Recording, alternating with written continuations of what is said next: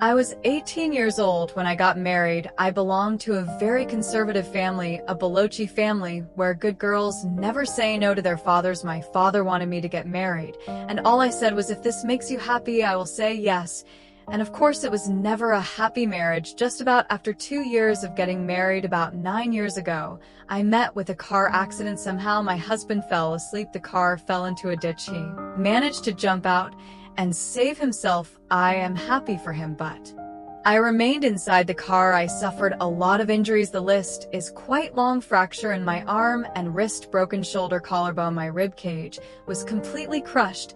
But the injury that changed me and changed my life completely was my spinal cord injury. Many people came for rescue to give me artificial respiration to pull me out of the car. And while they were pulling me out, I completed my paraplegia these 2.5 months in. The hospital were horrible. I was on the verge of despair. One day the doctor came and said, well, I heard that you wanted to become an artist, but you ended up being a housewife. I have bad news for you. You will not be able to paint again. The next day the doctor came and said, your spinal cord injury is very bad. You will not be able to walk again. I took a deep breath and said to him, it's okay. The next day the doctor came and said, because of your spinal cord injury and the fixation in your back, you will not be able to give birth to a child again. That day I broke down. I started wondering why I am even alive. Why am I even here? What kept me going was one day I asked my brothers, I know I have a deformed hand, but I am tired of looking at these white walls in the hospital and wearing these white clothes. Bring me some colors, bring me some drawing papers. I want to draw. My first paintings were on my deathbed, where I painted for the first time. How therapeutic it was. Without speaking a single word, I was able to express everything that was in my heart and share my story. People would come and say, what a beautiful painting, so vibrant in colors. No one could see the sadness in it, only I could.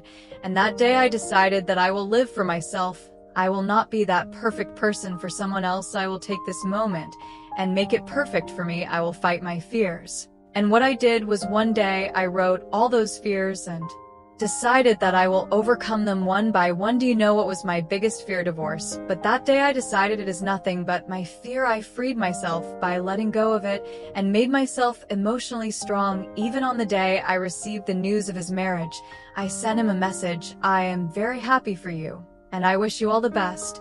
And he knows that I pray for him today. My second fear was that I will not be able to become a mother. And that was completely devastating for me. But then I realized that there are so many children in this world, all they want is acceptance, so there was no point in crying. Just go and adopt one. And that's what I did. I applied to different organizations, different orphanages, and waited patiently. After 2 years, I got this call from a very small city in Pakistan. They called and said, are you Munaba Mazari? There is a child, would you like to adopt him? I could literally feel the labor pains. Yes, I will adopt him. I am coming to take him home. That day Neil was 2 days old, and today he is 6 years old. You know, when you end up on a wheelchair, the most painful thing is people think they will not be accepted by others, because we live in a world of perfection and perfect. So I decided to go out more in public places. I started painting. I did a lot of modeling campaigns. I decided that I will join the national television in Pakistan. As an anchor, I became the National Goodwill Ambassador for Pakistani women in the United Nations. And now I speak for women's and children's rights. I was one of the 100 women chosen by BBC in 2015. I am one of Forbes 30 Under 30 for 2016. So when you accept yourself as you are, the world recognizes you. Everything starts from within. We have this amazing illusion in life. This is how things should go. This is my plan, and it should go as I planned. If it doesn't happen, we give up to despair. I never wanted to be on a wheelchair. It never occurred to me that I would be on a wheelchair. This life is a test and a journey, and tests are never created to be easy. So when you expect easiness from life, and life gives you lemons, make lemonade, then don't blame life for that. It's okay to be afraid, it's okay to cry, it's okay to do anything, but giving up should not be an option. They always say failure is not an option. Failure should be an option, because when you fail, you get up, then you fail again and get up, and that's what makes you move forward. Embrace every breath you take. Celebrate your life. Live it. Don't die before you die. True happiness lies in gratitude. So how grateful I am to be alive and live every moment. Hope you enjoyed the video. If you found it helpful, Don't forget to subscribe to Liberty Legends for more.